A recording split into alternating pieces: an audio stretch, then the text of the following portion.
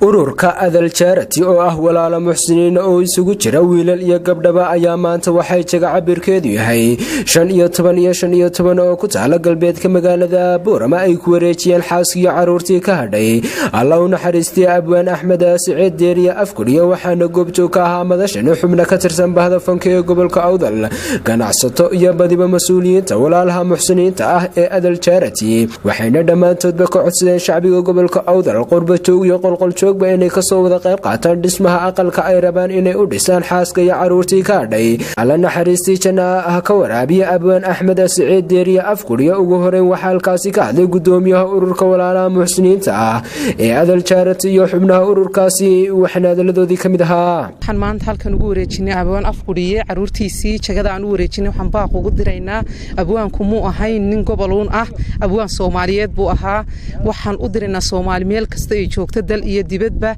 inay soo caawiyaan agoonta sidii kii hore Abwaan Afkuriye uga geysteen abwaan qiiq inay sidiisii oo kala quruxdii hore ay sameeyeen maantana ay sameeyaan reer Awdal iyo Soomaali oo dhan agoonta maanta la soo caawiyo dal iyo dibadba laga soo caawiyo guriga loo dhameystiro ayaan baaq ugu dirayaa qurbajoog iyo qolqoljoog iyo dadka baayac mushtarka ah ee ka dhaga adeegaya ummadda masaakiinta ee agoomaha ay nagu dhaxnool in baaq waxaan u diray inay ka gacan geystaan agoonta magac buu lahaa nin qaali u ahaa in la caawiyo agoontiisa meel qurux badan la dajiyo ee Soomaali buu ka tirsanaa nin Soomaaliyeedna uu ahaa nin qabiil ma ahayn Soomaali baan baaq u diray inay u soo dhisaan agoonta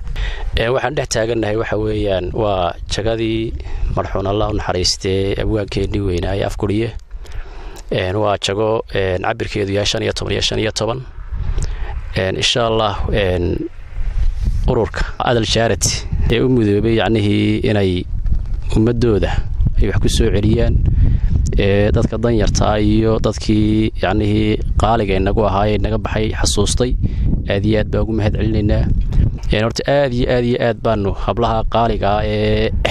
beeskoodu yahay Ingiriiska ee Adal Charity aan ugu mahad celinaynaa ummadda kale ee muslimiintaana waxaan leenahay cid walba waxay awoodo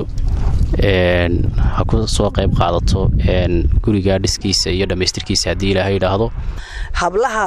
Adal Charity waxaan leeyahay halka aad ka soo saarteen miisaanka xasanaadka Allah idinku daro maanta waxaad iibiseen jagadii tii hore ee maxad abwaan qiiqna way idinkii dhisay tanna waxaan rabnaa hadii Ilaahay yiraahdo amaanadu baaqi tahay Ilaahay khayr badan ha idin siiye sida taa horeba iskugu tashateen inaad u dhistaan inaad tanna ugu dhistaan qof agoona wax tara miisaanka xasanaadka ee uu ku leeyahay aakhire Ilaahay un baa xisaaba maanta meeshan aan joogno waa jagadii loo iibiyay Afkuriye eeladii ka hadhay caruurtii ka hadhay iyo xaaskii ugu weynaa walaal waxaan idinku dirayaa inta muslimiinta ee taqaana magaciisa iyo muuqiisa walaalayaal inaad soo caawisaan oo jagada gabdhaha qurbajooga ee walaalaha Ilaahay xasanaadka ugu daree u soo iibiyay inaad idinkuna walaalayaal u soo dhistaan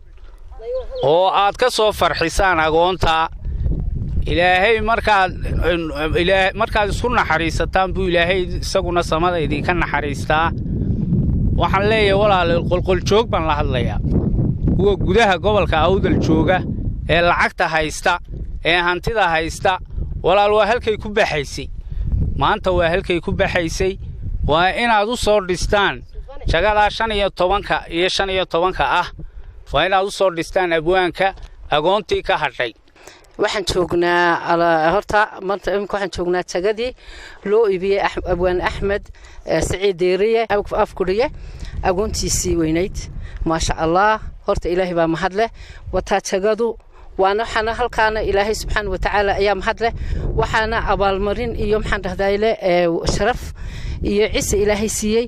ururka maanta midoobay hablaha dibadda jooga iyo hablaha iyo dadka jooga inta dalka joogtaba waa ururka Adal Charity Organization ururkaas oo markii horena la oran jiray ururkii samafalka ee Daryeel waxaan hadda joognaa oo jagadii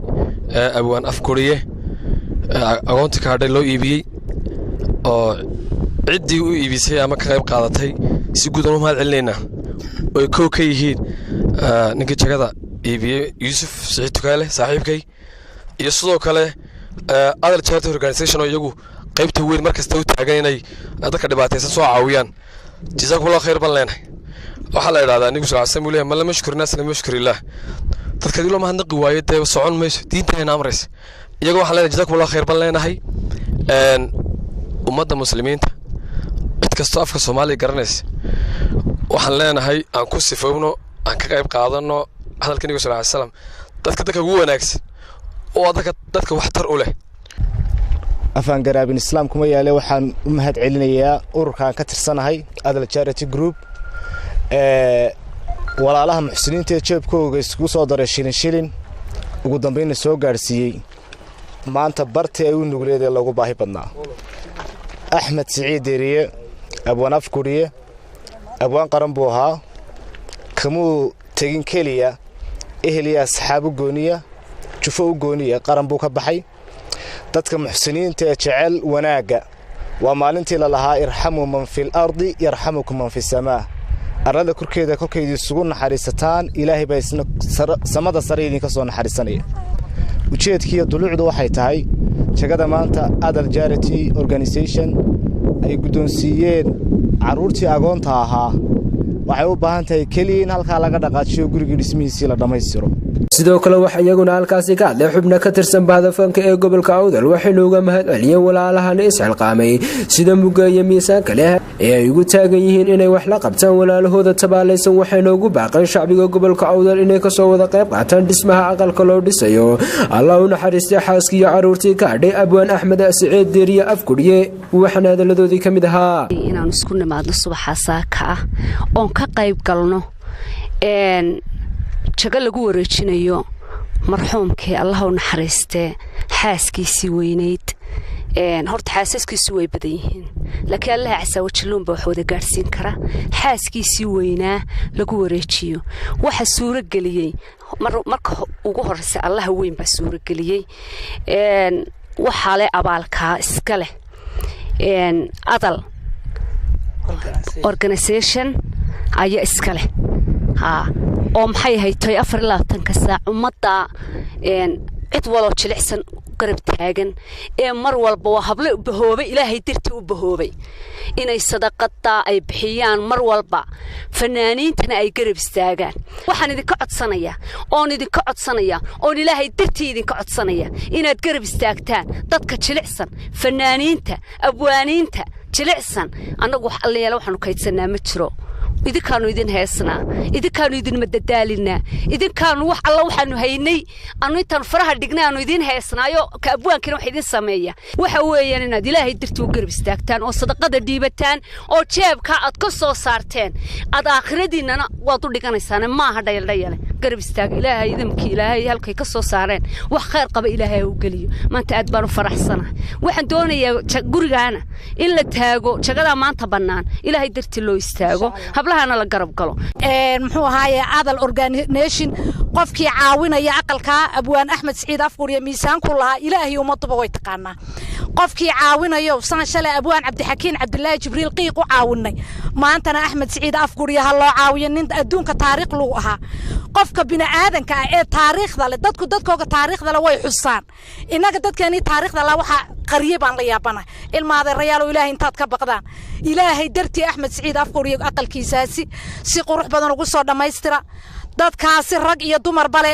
maxay adal organization hala soo caawiyo sida ugu dhaqsida badan leh guriga ha loogu dhiso ilaahayna caafimaad sareecan oo dib ugu kulanno inagoo furayna Allah subhanahu wa ta'ala ugu dambeyntii waxa halkaasi ka hadashay oo jagadani la wareegtay xaaska ugu weyn xaasaska uu ka tagay Allah u naxariisto abwaan Axmed Saciid Deeriye afkuriye waxayna uga mahad celisay walaalahan muxsiniinta ah waxana hadaladeedii kamid ahaa ala sayyidina Maxamed